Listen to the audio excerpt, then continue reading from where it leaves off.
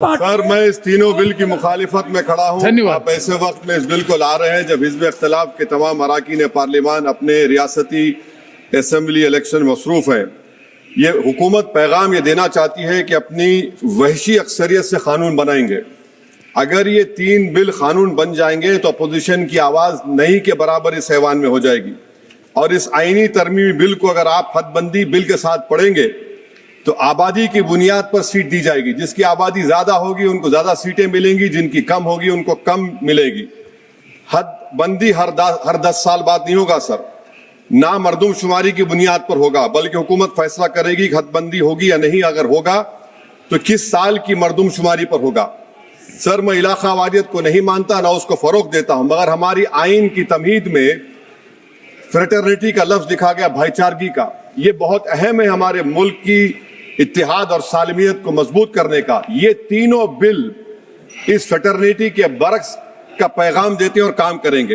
हकीकत ये होगा सर के शुमाल हुकूमत करेगा जुनूब पर, शुमाल खर्चा करेगा और जुनूब इसको फराहम करेगा। जुनूबी रियासतें मुल्क की GDP में 30% का हिस्सा होता है उनका, और 21% मुल्क का टैक्स रेवेन्यू जुनूब से आता है। 2022-23 साल में 3.46 लाख करोड़ का उनका हिस्सा था और 19% आबादी है भारत में जुनूबी हिंदुस्तान की। जुनूब को गुड गवर्नेंस की सदा दी जा रही है। वजीर आजम कहते हैं कि जिसके बच्चे ज्यादा हैं, तो मगर ये तो झूठ था। मगर ये बिल अगर कानून बनेंगे तो सच हो जाएगा। सर, अगर आप 6 रियासतों को, बिहार, मध्य प्रदेश, यूपी, राजस्थान, गुजरात और हरियाणा को मिला ले, यहां पर सीट होंगी 392 और सिर्फ 34 सीट की जरूरत पड़ेगी हुकूमत बनाने के लिए। एक कॉन्फ्रेंस की माली इमदाद हुकूमत में की, उस कॉन्फ्रेंस में किसी ने उठकर कहा कि कैसे हम आईनी हिंदू राष्ट्र को हासिल करेंगे। अब पता चल रहा है कि गैर बीजेपी पार्टियों के नुमाइंदगी को डाइल्यूट करने से ही आप एक आईनी हिंदू राष्ट्र बनाना चाहते हैं, ताकि UCC, लैंड जिहाद, हिंदी को लाजमी कर देना, बुलडोजर को आईनी तहफ्फुज देना। सर, डबल इंजन सरकार क्या है? उसका जादू यह है कि इंजन शुमाल का होगा और ताकत जुनूब से आएगी। सर, नतीजा यह होगा कि जुनूबी हिंद के तमाम रियासतें अपनी आबादी बढ़ाने का काम शुरू कर देंगी। क्या यह मुल्क के लिए अच्छा होगा? तो तशवीशनाक होगा।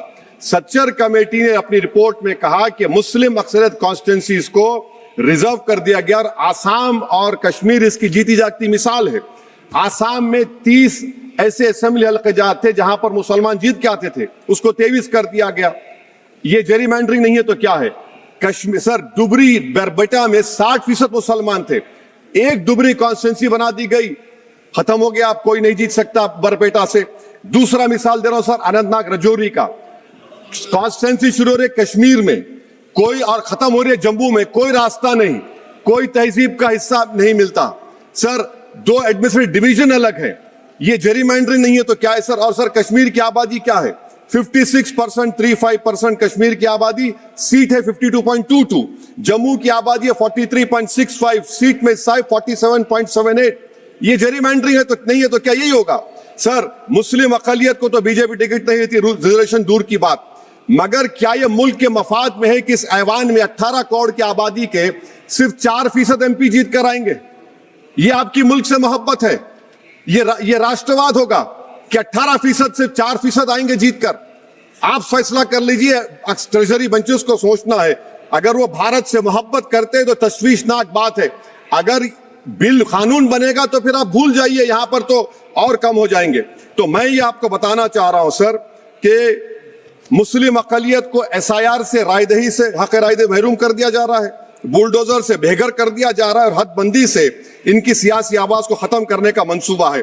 सच्चाई ये है सर, मुस्लिम वोट की जरूरत बीजेपी को उसको खतरा समझती। सेकुलर पार्टीज ये समझती है कि हमको पूछना ही ना पड़े, और हम बार बार पुकार कर कहते हैं कि जमहूरियत को मजबूत करो, सिर्फ वोट डालने वाले मत बनो, वोट लेने वाले बनो, क़यादत बनाओ। मगर ये सब चीजों का आप देख रहे हैं कि बीजेपी इसको खत्म करना चाहती है।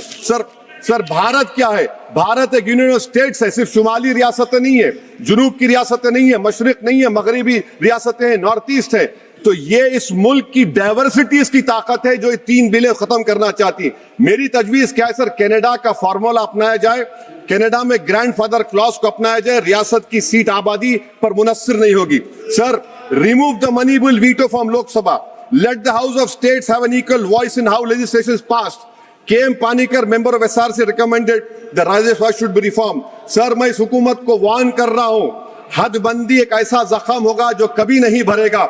ये जख्म हमेशा रहेगा और कहीं खुदा ना खास्ता मुल्क को कमजोर ना कर दे।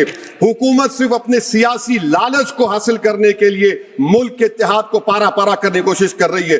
मैं हमेशा अक्सरियती हुक्मरानी का मुखालिफ रहा हूं, चाहे जबान और मजहब की बुनियाद पर हो। मुल्क को अगर विकसित भारत बनाना है तो हर शहरी की आवाज को कबूल किया जाना इस मुल्क को चलाने के लिए। सर, जुनूब की रियासतों के लिए एक ऑप्शन चॉइस है 2011 होगा तब भी हम सीटें लोग खो देंगे।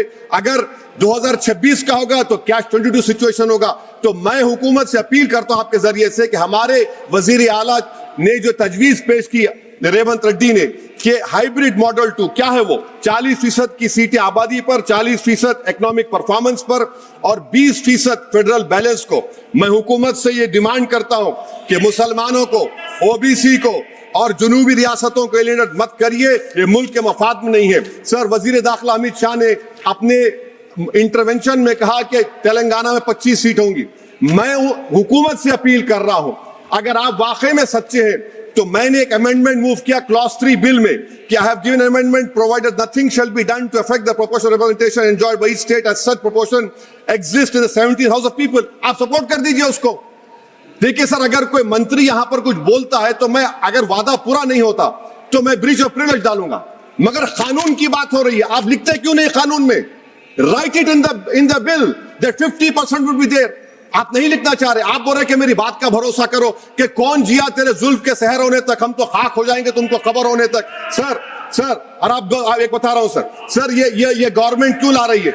ये इसलिए ला रही है कि, सुन लीजिए, the most important and effective step would be to bury and deep for all the talk of a federal structure of our country, constitution declare one country, one state, one legislature, one executive. ये किसने कहा? Bunch of thoughts में mister Golwalkar कर रहे। 1951 BGS का manifesto, conversion of the union of states into unitary state. This is what is happening now with these 3 bills. Now, please. So, I am concluding, sir. I am concluding that can this whole proceedings are being watched by the Muslim women who were raped in Muzaffarnagar. Will they feel happy about it? Bilqis Bano is watching this. Has Bilqis Bano got justice? Zakia Jafri's family is watching this. Have they got justice? No. Please. That is why I conclude, sir, by reciting the share of what Rahat Indori said about this government. जहां से गुजरो धुआं बिछा दो, जहां से गुजरो धुआं बिछा दो, जहां भी पहुंचो धमाल कर दो। तुम्हें सियासत ने हक दिया है, हरी जमीन को लाल कर दो। अपील भी तुम, दलील भी तुम, गवाह भी तुम, वकील भी तुम, जिसे भी चाहो हराम कह दो, जिसे ही चाहो हलाल कर दो। मैं वार्न कर रहा हूं सर, आपके पास मेजॉरिटी नहीं है, ये मत करिए, मुल्क को कमजोर करने की हरकत होगी। शुक्रिया सर।